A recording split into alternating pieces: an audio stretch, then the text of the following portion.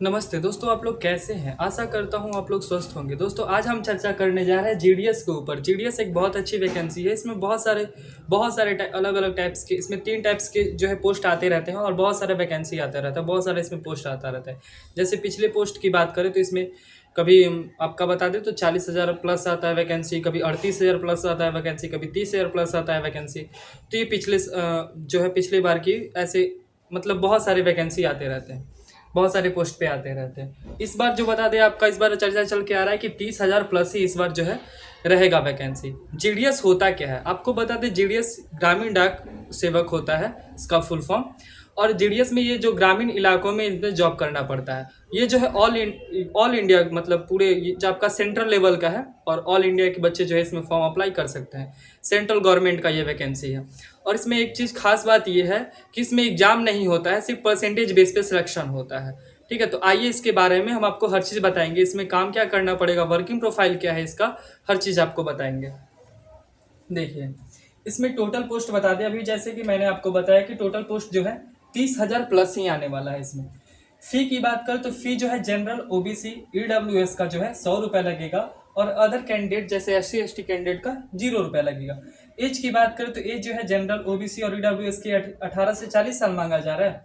वही आपका ओबीसी के लिए 18 से ओबीसी के लिए जो है आपका 18 से 3 साल का एज रिलैक्सेशन मिलता है, तो 18 से 43 साल तक। और जो है आपका एससी एसटी का 18 से लेकर के 45 साल तक जो है 3 साल का, उनमें ओबीसी के लिए 3 साल का रिलैक्सेशन मिलता है और एससी एसटी के लिए 5 साल का एज रिलैक्सेशन मिलता है, मतलब एज में छूट मिलता है। योग्यता की बात करें तो योग्यता सिर्फ आपका 10th पास होना चाहिए। क्वालिफिकेशन आपका 10th पास रहे, 10th पास है आप, तो ये जो है जीडीएस का फॉर्म अप्लाई कर सकते हैं। इसमें जो है 10th में क्या क्या मांगा जाता है। 10th में जो है आपका मैथ मांगा जाता है। ठीक है, मैथ रहना चाहिए 10th में, और साइंस रहना चाहिए। ये तो जनरली सबके सबके 10th में ये है ही, मैथ साइंस सबके सब्जेक्ट है, सबका सब्जेक्ट है। इसमें एक और चीज़ है, ये जो है लोकल लैंग्वेज की जानकारी होनी चाहिए और साइकिल चलाना आना चाहिए। देखिए, इसमें जो है बहुत सारे बच्चे ये काम कर देते हैं कि जहाँ पे जिस इलाके में हिंदी बोला जाता है, हिंदी बहुभाषी जो क्षेत्र है, जहाँ पे ज़्यादा हिंदी बोला जाता है, तो वहाँ पे बच्चे जो है कट ऑफ ज़्यादा जाएगा, तो वहाँ पे कट ऑफ ज़्यादा जाएगा तो बच्चे क्या करते हैं कि दूसरे जगह से फॉर्म अप्लाई कर देते हैं।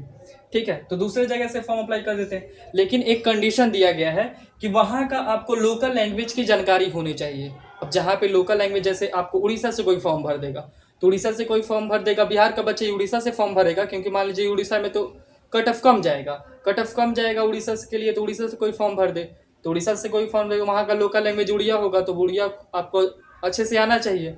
नहीं आएगा तो फिर आपको रिजेक्ट कर दिया जाएगा। तो लोकल लैंग्वेज की जानकारी वहाँ पे होनी चाहिए। अब जैसे गुजरात में वहाँ पे तो गुजराती आना चाहिए। ठीक है, तो ऐसे है। साइकिल, और जो है इसमें साइकिल चलाना भी आना चाहिए। तो साइकिल किसको नहीं चलाने आता, मतलब जिसको नहीं चलाना तो कौन सी बड़ी बात है, 10 से 20 दिनों में सीख जाइएगा। तो यहाँ पे जो टिक करने के लिए आता है फॉर्म भर अप्लाई करते समय, तो वहाँ पे आप टिक कर दीजिएगा। अब इसका बता दें, इसमें जो है 3 अलग अलग टाइप्स के पोस्ट होते हैं। 3 अलग अलग टाइप्स के, जैसे बीपीएम होता है, ब्रांच पोस्ट मास्टर, और एक होता है ABPM, assistant branch post master, और एक जो है डाक सेवक का होता है। ठीक है, डाक सेवक का सबसे ज़्यादा जो सैलरी मिलता है वो एबीपीएम में मिलता है, बाकी इन दोनों में जो है समान सैलरी मिलता है। ठीक है, जैसे कि आप इसमें रेलवे में देखे होंगे, रेलवे में एक लोको पायलट होता है। ठीक है, जो ड्राइवर होता है लोको पायलट, और जो है आपका एक असिस्टेंट लोको पायलट, जिसको हम लोग एएलपी कहते हैं। ठीक है, तो वो असिस्टेंट होता है। एक लोको पायलट के लिए ज़्यादा सैलरी होता है, और असिस्टेंट लोको पायलट के लिए थोड़ा सा डाउन सैलरी होता है। तो ये चीज़ है। अब इसमें वर्किंग प्रोफाइल क्या होता है, वर्किंग प्रोफाइल जो है इसमें क्या क्या काम करने पड़ते हैं।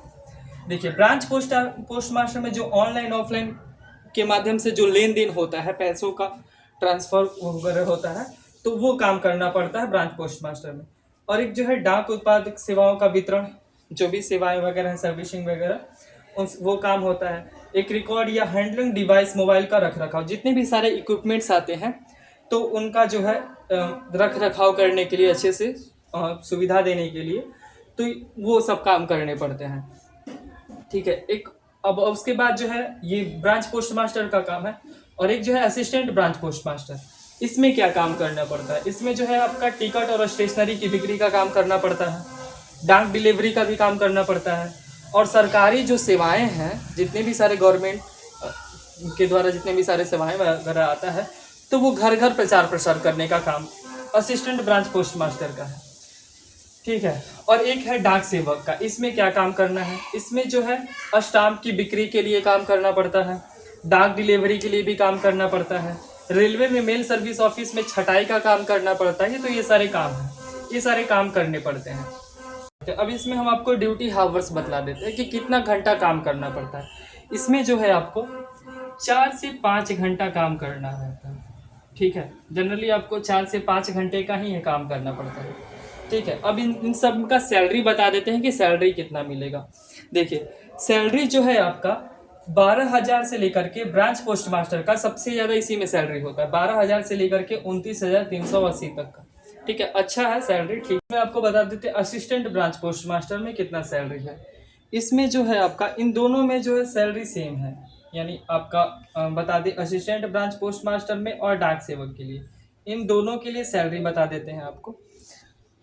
इसमें जो है 10,000 से लेकर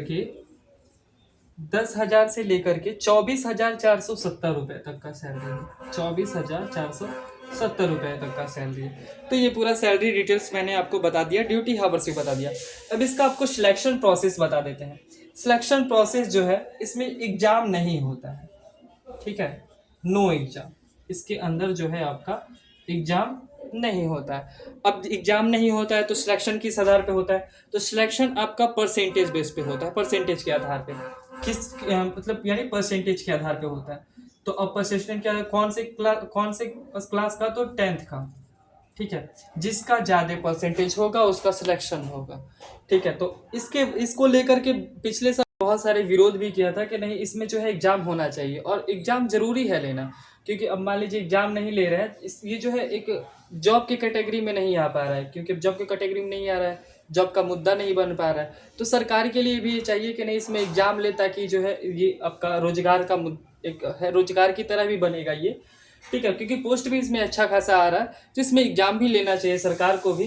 ठीक है, तो इसको जो है बच्चों ने बहुत ज़्यादा इसका विरोध भी किया था। अब इसका अप्लाई डेट बतला देते हैं। इसका अप्लाई डेट जो है, ये हर साल आपको अप्लाई डेट जो है, ये जो है हर साल आपको मई जून में आ जाता है। ठीक है, क्योंकि पिछली बार 2021 में भी, 22 में भी, 23 में भी, और बहुत सारे पोस्ट पे भी, और ये जो है हमेशा आते रहता है। अभी 2022 में बता दें आपको कि साल में 2 बार आ गया था ये। ठीक है, तो इसका अप्लाई डेट आपको बतला देते हैं। अप्लाई डेट जो है आपका जून या जुलाई में देखने को मिल जाएगा, जून या जुलाई में जो है इसको देखने को मिल जाएगा, यानी 1 से 2 मंथ में देखने को मिल गया, इसलिए मैंने आपको पहले ही बतला दिया है। ठीक है, तो ये सारे डिटेल्स है जो मैंने आपको बतला दिया। अब आप कमेंट करके ज़रूर बताइएगा कि इसमें एग्ज़ाम होना चाहिए या नहीं होना चाहिए। ठीक है, और एग्ज़ाम होगा तो बहुत सारे बच्चों के लिए फ़ायदा भी होगा। ठीक है, तो ये सारी चीज़ें हैं जो मैंने आपको बतला दी। यदि कोई डाउट होता है तो आप हमारे कमेंट बॉक्स में कमेंट कर दीजिएगा, उसका रिप्लाई हम ज़रूर देंगे आपको। ठीक है, धन्यवाद।